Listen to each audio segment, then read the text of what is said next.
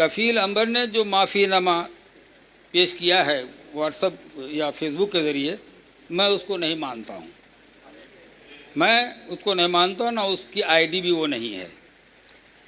اب وہ اگر اس علاقے کے کسی جلسے میں ان کو بلایا گیا ہے تو ان سے رابطہ کر کے ان کو کہا جائے کہ جلسے میں آنے سے پہلے ڈاکٹر علامہ شہریار صاحب کے سامنے اور چند علماء ہمارے ہوں گے، ان کی موجودگی میں وہ معافی مانگ لے تو اسے معاف کر دیں گے، اور نہیں تو اس وقت تک وہ بائیکاٹ رہیں گے جب تک وہ معافی نہ مانگ لے،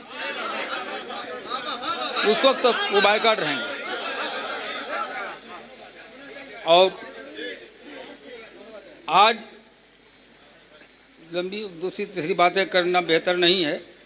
آج جو تحریک علماء اہل سیمانچل جو جس کی بنیاد آج پڑ رہی ہے، تحریک جو طے کرے گی ہم اس کو مانیں گے، اس پر عمل کریں گے، اور ہمارے علماء کو بھی چاہیے کہ اس پر وہ عمل کریں۔ اور خوشی یہ ہے کہ علامہ شہریار صاحب کو ہم بہت بہت مبارکباد پیش کرتے ہیں۔ اگر یہ حادثات ان کے ساتھ نہیں ہوتے تو ہم متحد بھی نہیں ہوتے۔ آج وہ ہم کو جو متحد کر رہے ہیں ان کا بہت بڑا کرم ہے کہ انہوں نے بہت ہمت سے کھڑے ہو کر کے ایک نقیب کو اور شاعر کو ڈانٹ دیا ہے، مائک چھین لیا ہے۔ اس لیے ہم اس کی تائید کرتے ہیں، اور علامہ شہریار صاحب کے اس آپ حضرات سے میری یہ گزارش، ایک فیصلہ آئے سامنے اور اس فیصلے کو آپ سارے حضرات اپنے اپنے علاقے میں اس پر امپلیمنٹ کرائے، اس پر عمل کرائے، لوگوں کو بتائیں۔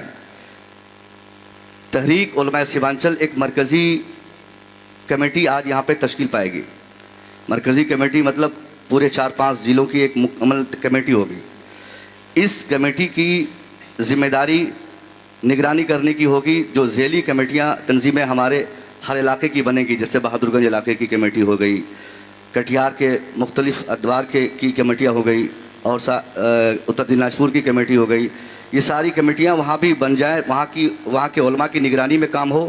جو مرکزی کمیٹی کے جو چند افراد آج یہاں منتخب ہوں گے، وہ پوری تنظیم کو ڈیل کرنے کی ان کی اہم ترین ذمہ داری ہوگی۔ جو علاقائی کمیٹیاں ہوں گی وہ ان کو خبر کریں گی، ان کو سوچنا دیں گی کہ صاحب ہمارے علاقے میں یہ خرافات ہو رہے ہیں، یہ رہا اشتہار، یہ رہے وہ حضرات جو تشریف لا رہے ہیں، یہ رہی اس کی ویڈیو، جو خرافات ہم نے دیکھے یا ہم تک پہنچی۔ اگر ان سے اصلاح کرنا خود سے ممکن ہوگا تو وہ اصلاح کر دیں گے، اگر وہ نہیں کر سکیں گے تو مرکزی کمیٹی کو وہ خبر کریں۔ اور جو ہماری یہ تنظیم آج وجود میں آئے گی انشاءاللہ تعالی، اس تنظیم کو چونکہ ہم لوگ گورنمنٹ سے بائی لاز تیار کر کے مکمل طور پر اس کو ہم لوگ رجسٹرڈ کروائیں گے، تاکہ ہمیں مستقبل میں کوئی پریشانی حکومتی سطح پر نہ ہو، چونکہ اس میں بہت سارے افراد ایسے بھی ہوں گے جو گورنمنٹ امپلائڈ ہیں، جن کے پاس وقت نہیں یا نہیں بھی ہیں، پھر بھی وہ اپنے گاؤں سماج کے ایک ذمہ دار ہیں۔ ہر آدمی چاہتا ہے کہ میں بچ بچا کے کام کروں، تو اپنی سیفٹی کے لیے ایک آدمی کو سب سے پہلے کچھ کرنے سے پہلے ان کو چاہیے کہ وہ قانونی طور پر مضبوط ہو جائے۔ تو آج کی یہ تنظیم کو ہم لوگ سب سے پہلے رجسٹر کروائیں گے، اور اسی تنظیم کا جو اہم کام ہوگا پورے علاقے کی نگرانی کرنا۔ اگر ہماری بات، جو ہمارے امور آج پاس ہوں گے، جو تجاویز ہم نے ایجنڈے رکھے ہیں، وہ جو پاس آؤٹ ہوں گے، اس پر اگر کوئی عمل نہیں کرے گا تو اس کی کیا سزا ہوگی، اس کی حد کیا ہوگی، ان کے ساتھ ہم لوگ کیسے نپٹیں گے، یہ آج یہاں ہمیں فیصلہ کرنا ہے۔ انہی ساری چیزوں کے لیے آپ لوگوں کو بلایا گیا ہے۔ تو ہمارے صدر جلسہ حضور قبلہ جن کو اجازت برآمد فرمائیں گے، ہمارے وہ حضرت سامنے آئیں گے اور اپنا مشورہ، چونکہ بہت سارے لوگوں کے دماغ میں بہت ساری باتیں ہیں، کوئی کہتے ہیں کہ فلاں شخص کو نہیں بلایا جائے گا۔ دیکھیے، میں کبھی اس فکر کا نہیں ہوا ہوں کہ کسی ایک شخص کی وجہ سے ایسا ہو رہا ہے۔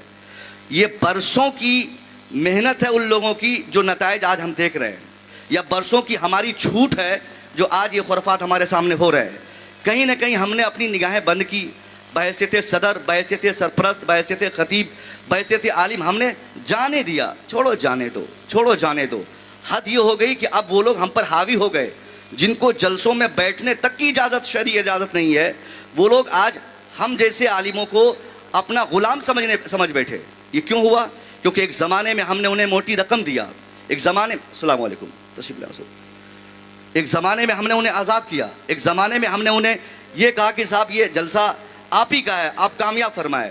جلسے کی کامیابی آپ لوگوں نے, ہم لوگوں نے دماغ میں ایک عجیب و غریب بٹھا لیا. ہمیں یہ سمجھا دیا گیا جس جلسے میں انعامات بہت مل جائے کامیاب جلسہ, جس جلسے میں ہنگامہ ہو جائے کامیاب جلسہ, جس جلسے میں چیخ چلاوٹ ہو جائے کامیاب جلسہ, جس جلسے میں دکان بہت آ جائے کامیاب جلسہ. یہ ان ساری چیزوں کو ہم نے دماغ میں فٹ کر لیا. اب یہ دیکھنے کے لیے کمیٹی والوں کا پریشر ہو جاتا ہے کہ حضرت تھوڑا بولیے گا جما کے. ہم جیسے لوگ سنجیدہ گفتگو کرنا چاہتے, مگر جیسے ہی اسٹیج پہ پہنچنے لگتے کان میں کمیٹی والے بولتے حضرت دینا ہے آج. اب بتائیے ایک اچھا عالم وہ کیا دے گا بھائی؟ اب وہ قرآن حدیث کی بات کرے گا تو اس میں چیخنا نہیں پڑے گا ان کو. اب وہ بیچارہ مجبور ہے, وہ چیخ رہا ہے کیونکہ کھانے اور نذرانے کا بھی معاملہ ہے. تو سب سے پہلی ضرورت ہماری یہ ہوگی کہ ہم کمیٹی ہم جو جلسے والی کمیٹی ہوتی ہے ان سے ہم یہ مطالبہ کریں کہ بھائی آپ جلسہ کیسا کرانا چاہیں, آپ کیسی کامیابی کا جنگلی خیال اپنے دماغ میں بسا لیے ہیں. کامیابی اس کا نام نہیں کہ پیسے اڑا دیے جائے, پیسے چھیڑ دیا جائے اور 2-4 گھنٹے تک نعت خوانی ہو. اللہ کی قسم میں کل رات میں جس جلسے میں تھا ایک بھی شاعر نہیں تھا وہاں پہ. میں تو ڈر گیا. مالدہ ڈسٹرکٹ میں کہا شاعر, بولا یہاں شاعر نہیں ہوتا ہے. ایک مفتی صاحب تقریر کیے, اس کے بعد 2 گھنٹہ تک گھڑی دیکھ کے وہ لوگ مجھ سے تقریر کروایا. میں بار بار بولا کہ چھوڑو, بولے نہیں 2 گھنٹہ کرنا پڑے گا, 1 بجے رات تک کرنا پڑے گا. سلام ہوا, کوئی دکان نہیں, کامیابی ملی. تو ایسے جلسے اب ہمارے ہاں کیوں نہیں ہوں گے؟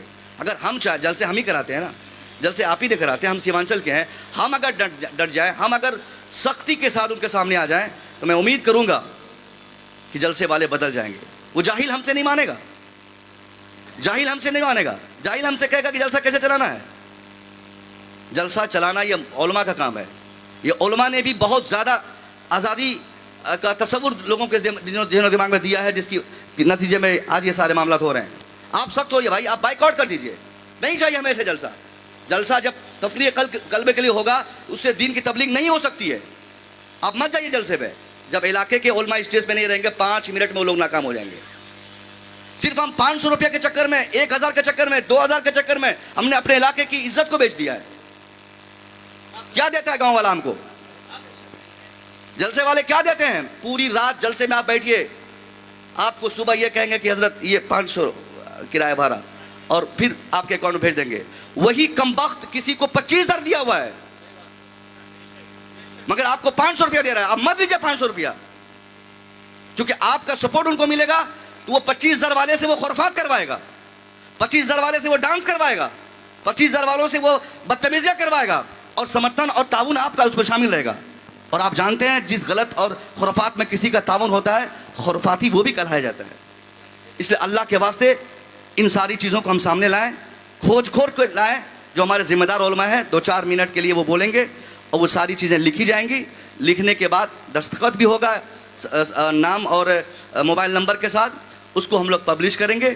اور ایک بائیلوز جو کمیٹی بنانے کے لیے ہوتی ہے وہ بائیلوز ہم تیار کر کے حضور صدر قبلہ صاحب کے پاس ہم جائیں گے, ان کو بھیجیں گے, آپ منظور فرمائیں گے. وکیل صاحب سے بات بھی ہو گئی ہے, اس کو رجسٹر کروا کے 2 سے 3 دن میں انشاءاللہ یہ خوشخبری آپ تک پہنچا دی جائے گی کہ آپ لوگ یا تحریک علماء سیمانچل جو ہے یہ رجسٹرڈ کمیٹی ہو گئی. پھر آپ کو کوئی خوف یا ڈر کرنے کی ضرورت نہیں ہوگی. السلام علیکم.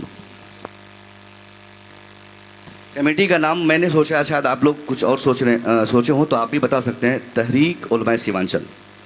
چونکہ بہت سارے ناموں پر میں نے غور کیا, وہ سارے نام آ چکے ہیں سامنے. تو تحریک علماء سیمانچل بہتر نام ہے. بسم اللہ. ماشاءاللہ. آنے کا جو مقصد ہے وہ سب کو معلوم ہے, اور کس بنیاد پہ آج کی یہ میٹنگ بلائی گئی, آج کا یہ اجتماع منعقد کیا گیا, یہ بھی معلوم ہے. اور پابندی بھی ہے کہ کسی کا نام لینا نہیں ہے. تو میں ضروری بھی نہیں سمجھتا ہوں کہ کسی کا نام لیا جائے جب سب جان ہی رہے ہیں, سب کے ذہن میں مستحضر ہے کہ کون ہے کیا ہے. مسئلہ یہ ہے کہ ہمارے سیمانچل نہیں بلکہ پورے ہندوستان میں بریلویوں کا جو جلسہ اس وقت ہو رہا ہے, لگ بھگ جلسے ناکام ہیں. چونکہ کامیابی جو ہماری عوام نے سمجھ رکھا ہے کہ چلانے, چیخنے اور ہنگامہ مچانے کا نام کامیابی ہے, تو ہمارے برادر کبیر حضرت علامہ مولانا ڈاکٹر منظر الاسلام صاحب اظہری آج سے تقریباً 8 سال پہلے جب وہ امریکہ سے آئے تو مجھ کو بولے ایک جملہ، ابے تمہارے ہندوستان میں سب جاہل ہی ہیں۔ میں نے کہا کیا بات کر رہے ہو آپ یار؟ تو بولے کہ تمہارا اسٹیج جو ہے وہ ڈرامہ گاہ ہے۔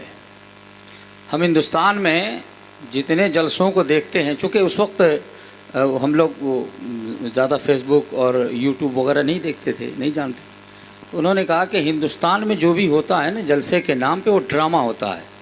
اور حیرت کی بات تو یہ ہے کہ جو چند علماء یہاں کوئی حیثیت رکھتے ہیں وہ بھی اس اسٹیج پہ موجود ہوتے ہیں اور کوئی پابندی لگانے والا نہیں ہوتا۔ ایک مقرر آتا ہے تمہارا اور وہ رات بھر لطیفے سنا کر چلا جاتا ہے، ایک نعت خواں آتا ہے اور اناؤنسر اسے اتنا بڑا خطاب دیتا ہے کہ یہ علامہ فہمہ اور شاعر اسلام ادیب اور خطیب کیا کیا کہہ دیتا ہے۔ اور حد تو یہ ہے کہ وہ آدمی جو تمہارے اسٹیج پہ آتا ہے اسے اردو بولنا نہیں آتی ہے، جسے تم شاعر کہتے ہو، شاعر اسلام اور نقیب اعظم ہندوستان جسے تم کہتے ہو، وہ نقابت کو نہیں جانتا کہ یہ مصدر ہے کہ فعل ہے، اور انہیں نقیب اعظم ہندوستان کہا جاتا۔ تو مجھے بڑی تکلیف ہوتی تھی ان کے ان جملوں سے، لیکن قسم خدا کی یہ 2 سال سے میں مان گیا کہ انہوں نے جو کہا تھا وہ حقیقی طور پر کہا تھا، اور پہلے انہوں نے جو کچھ دیکھا تھا، اب وہ پہلے تو کم معاملہ تھا، اب تو بہت زیادہ ہے۔ آپ دیکھ رہے ہیں کہ جلسے ہمارے بالکل بیکار ہو رہے ہیں۔ اور حیرت کی بات یہ ہے کہ کچھ رٹو طوطا جنہوں نے دوسروں کا کلام بھی رٹ لیا ہے، جنہوں نے دوسروں کی تقریر بھی رٹ لی ہے، یہ لوگ تو اب بڑے بڑے کون ہیں مفتی زبیر صاحب، کون ہیں علامہ شہریار صاحب، کون ہیں مفتی ذوالفقار صاحب، انہیں بھی نہیں پہچانتے۔